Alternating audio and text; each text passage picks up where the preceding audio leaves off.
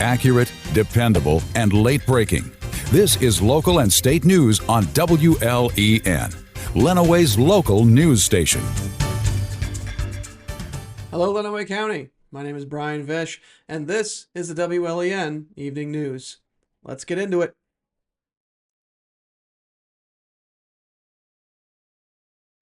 Funeral services have been scheduled for the 1-year-old child who passed away following a lawnmower accident in Woodstock Township. The family is raising $10,000 to help cover funeral, burial, and grief counseling expenses. A visitation will take place on Saturday, July 5th from 10 a.m. to noon at Purse Funeral Home located at 2959 Adrian Highway in Adrian. The funeral will follow immediately at noon. Burial will take place at Highland Cemetery in Brooklyn. The family has asked for thoughts, prayers, and community support during this time of grief. Additional details about the family's fundraiser can be found online. A link to the GoFundMe will be available on WLEN.com. The U.S. Department of Agriculture's Food Safety and Inspection Service has issued a public health alert for ready-to-eat beef jerky stick products that may contain plastic. The affected products were produced by Top Notch Jerky, LLC, on May 27th and include Riverbend Ranch Original and Jalapeno beef sticks, with a Best Buy date of November 27th, 2026. The products were distributed nationwide, including Puerto Rico. Officials said the issues were discovered after consumer complaints reported finding transparent pieces of plastic in the jerky sticks. No injuries or illnesses have been confirmed. Although the products are no longer available for sale, some may still be in consumers' pantries. Consumers are urged not to eat these products and should throw them away or return them to the place of purchase. For questions, contact Top Notch Jerky at 208-372-3231 or the USDA Meat and Poultry Hotline at 888-MP-HOTLINE. The Lenawee County Department of Veterans Affairs will be closed on Wednesday, July 23rd, as staff will be on site for Veterans Day at the Lenawee County Fair. All veterans and active duty military members are invited to attend. Admission to the fair is free for veterans, active military, and their significant others. A special recognition program and complimentary luncheon will be held at the bandshell from 11 a.m. to 1 p.m. The Sons of Tecumseh American Legion, led by head cook Troy Vance, will prepare the free meal, which will feature brats, hot dogs, chips, and water. The event is presented by the AM Vets Post 1957 with support from local businesses and organizations. Veterans are encouraged to come out and enjoy the festivities as the community honors their service.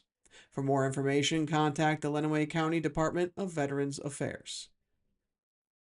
State Representative Kathy Schmaltz has introduced a plan to support Michigan National Guard members by helping cover health and dental insurance costs when they are not on active duty. Schmaltz said while Guard members receive health coverage when deployed, many pay out of pocket to maintain coverage between assignments. House Bill 4712 would create a state reimbursement program for Guard members without other insurance options. The Michigan Department of Military and Veterans Affairs would manage the program and handle applicants. Schmaltz said the plan is a practical way to support Guard members' health, readiness, and peace of mind. The bill has been referred to the House Families and Veterans Committee, which Schmaltz chairs. The Tecumseh TEAM Board has approved its latest financial report and investment plan. Board members reviewed recent event expenses, including spring activities and advertising costs, and confirmed that the organization remains in strong financial standing, despite some event losses. The board also approved new investments, placing $30,000 in a 1-year certificate of deposit with a local financial institution and planning to invest an additional $25,000 in a 6-month certificate to provide financial flexibility for upcoming events. Board members emphasize the importance of investing with community partners who actively support local events. The financial strategy is designed to keep Tecumseh's community events funded and sustainable throughout the year. The board's financial decisions were approved by vote. A major downtown streetscape overhaul is underway in Tecumseh as well as local officials begin planning long-awaited improvements to the city's core business district. The current downtown streetscape is more than 30 years old and has developed significant infrastructure issues. Problems include sidewalk damage, sound system failures, irrigation breakdowns, and ongoing sidewalk flooding. Officials recently selected a design firm to lead the redevelopment process. The firm was chosen through a competitive bid review that evaluated multiple proposals. Local leaders emphasize that this is not a short-term project. The process will span 6 to 8 months and include community meetings, surveys, public workshops, and regular design reviews. The goal is to update the downtown area to improve accessibility, safety, and visual appeal while preserving the district's character. The redevelopment is expected to address key maintenance concerns while enhancing the visitor experience for shoppers, businesses, and event attendees. Officials said the community will have multiple opportunities to provide input throughout the process. A steering committee will meet regularly with the design firm to track progress and gather feedback. The project is part of a long-term vision for maintaining and improving Tecumseh's downtown infrastructure, which has seen increased use through festivals, markets, and special events. Public updates and participation opportunities will be announced as the project advances.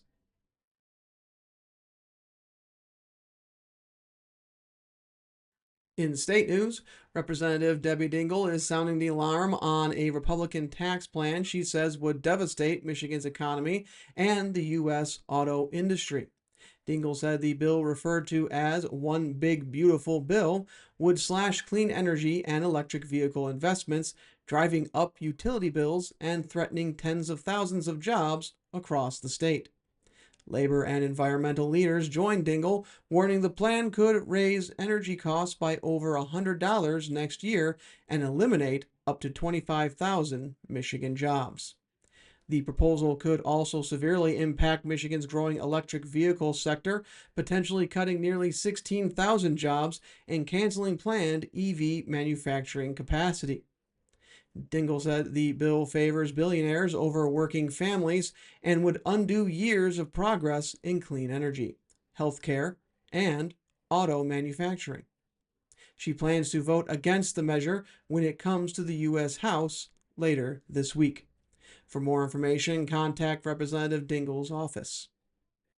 During remarks on the U.S. House floor, Congressman Tim Walberg voiced his support Thursday for the Republican-backed One Big Beautiful Bill.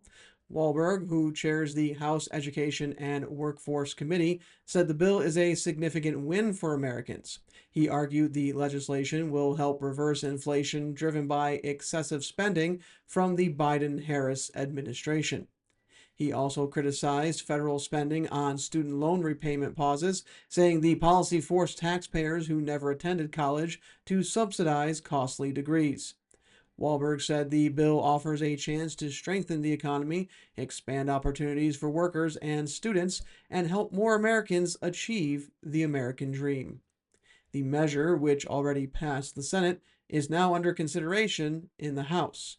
Hakeem Jeffries has been running a marathon speech since this morning. The Michigan Department of Agricultural and Rural Development is reminding pet and livestock owners to plan for animal safety during Independence Day celebrations. Fireworks can frighten animals, increasing the risk of them running away or becoming injured. State officials urge owners to keep pets and livestock indoors or in a secure area when fireworks are expected. Owners should provide a quiet space to reduce stress and carefully monitor doors to prevent accidental escapes.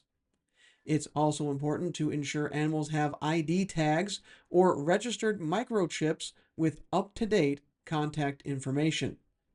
Animal control officials said many animals go missing around July 4th, making the days after the holiday some of the busiest for shelters. Pet owners are also reminded to keep dogs on a leash. avoid setting off fireworks near animals, and check for debris before allowing animals back outside. For more safety tips, visit the American Veterinary Medical Association's website.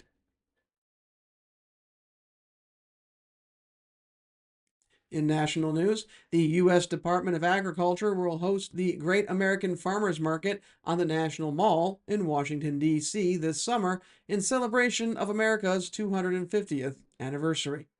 The market will run from August 3rd to August 8th during National Farmers Market Week and will feature farmers, vendors, and musical performances from across the country. The event is designed to honor agriculture's role in American history and connect visitors with fresh, locally grown food. USDA leaders said the market will celebrate the nearly 250-year legacy of American farmers and offer direct selling opportunities for producers from all 50 states.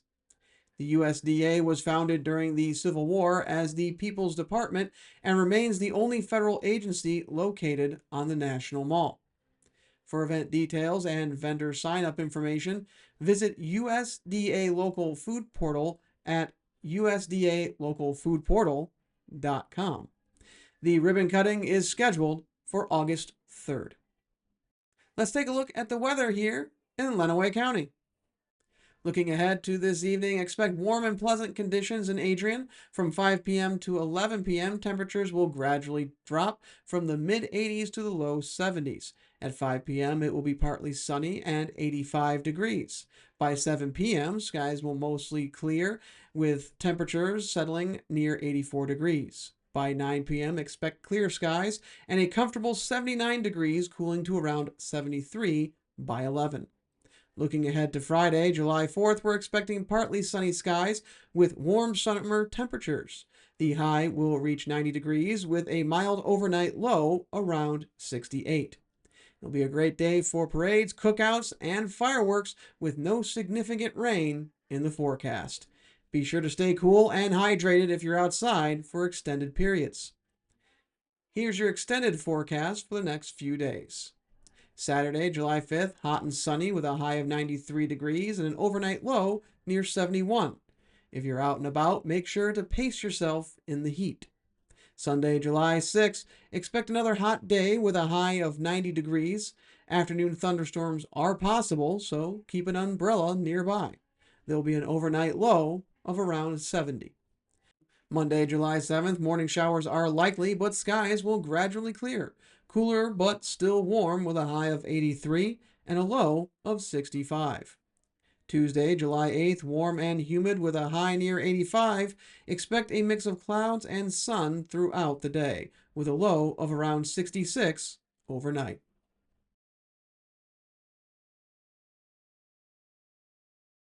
And now let's look at sports. Tecumseh High School graduate Sam Benscooter was called up to the MLB's Cincinnati Reds Tuesday.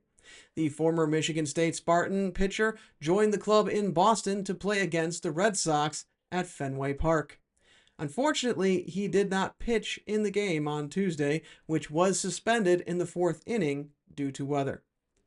Benscooter was signed to Cincinnati as an undrafted free agent in 2021.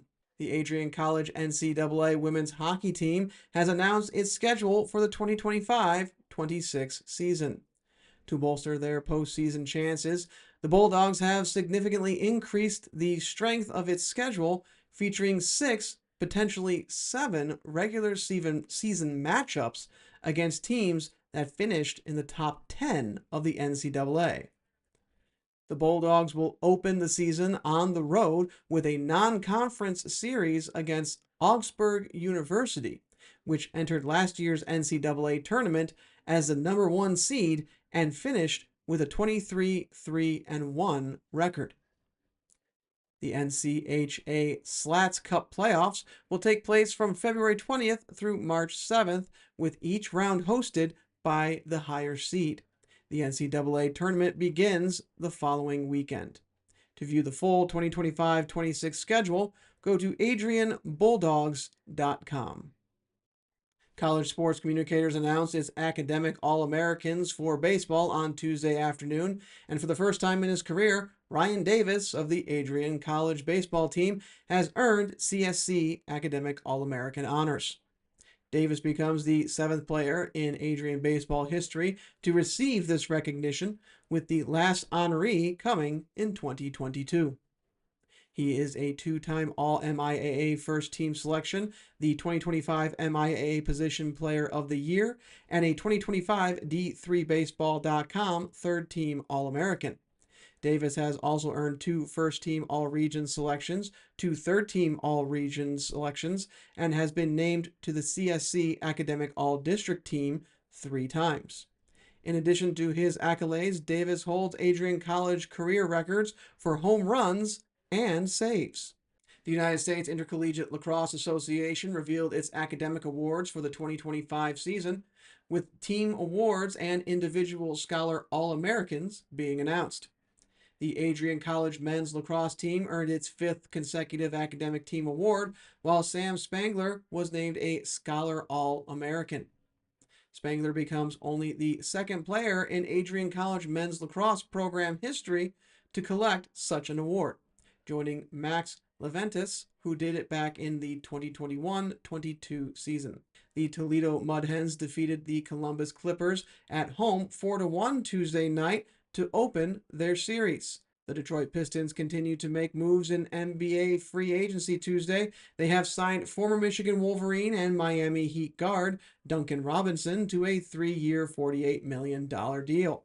The Pistons also recently signed Paul Reed to a 2-year, $11 million deal. Tim Hardaway Jr. and Dennis Schroeder both left Detroit in free agency. The Detroit Red Wings have signed 26-year-old defenseman Ian Mitchell to a 1-year contract with an average annual value of $775,000. He skated in 15 games with the Boston Bruins during the 24-25 season. The 6-foot, 192-pound defenseman spent the majority of the 2024-25 campaign with the American Hockey League's Providence Bruins. The Wings also signed 25-year-old defenseman Jacob Bernard Docker to a 1-year contract with an average annual value of $875,000. Bernard Docker split the 2024-25 season between the Ottawa Senators and the Buffalo Sabres. Hockeytown great Alexander Peter Del Vecchio passed away at the age of 93 on Tuesday. The Hall of Famer and 3-time Stanley Cup champion made his start as a premier center and eventual captain of the team before becoming the franchise's head coach and general manager. Del Vecchio centered Detroit's famous production line between fellow Red Wings legends Ted Lindsay and Gordie Howe. He retired from the NHL in 1973. And that's it for your WLEN Evening News. I'll see you tomorrow, Lenawee. Have a great evening. Count on WLEN, Lenawee's local news station, to keep you informed with accurate and dependable information 24 hours a day.